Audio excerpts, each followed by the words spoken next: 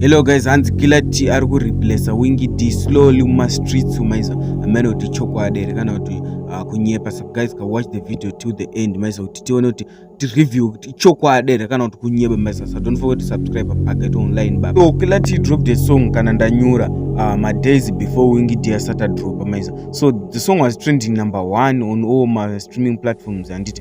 So then Wingy D dropped 4 tracks zakatanga kupisa vazatora number 1, 2 and 3 on trending ngoma ya Killer T. Then it was dropped to number 4 maiza.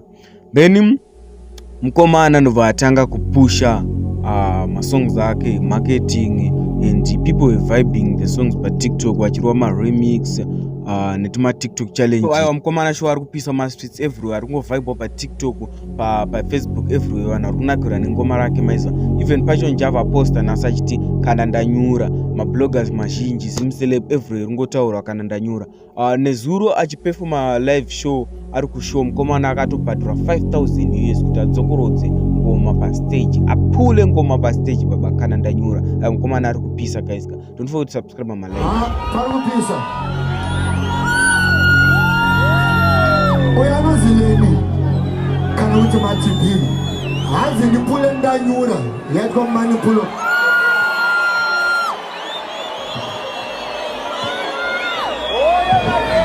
yetho hazi nakebozi andipe ndimupandi chengetero zvinoita wona hawasi kumutrust yebo yeah.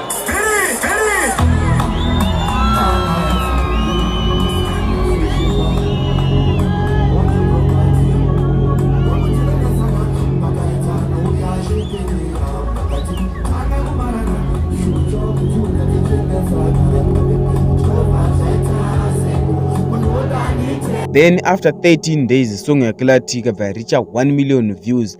Now it's 2 weeks now, yani 1.2 million views. Mkomana has done it my man. Only 10 banga record baba ya break na Killer T. So I think mkomana shuaga I don't think it will replace a Gafa, but I will replace a way only 10. Let's see about Gafa. Gafa got 1 million views within 13 days. To what Killer T I will replace a Gafa my streets maiza. So guys, don't forget to subscribe and like. Okay guys, come we don't wanna skit hero kairo rawa baba Killer T manyama.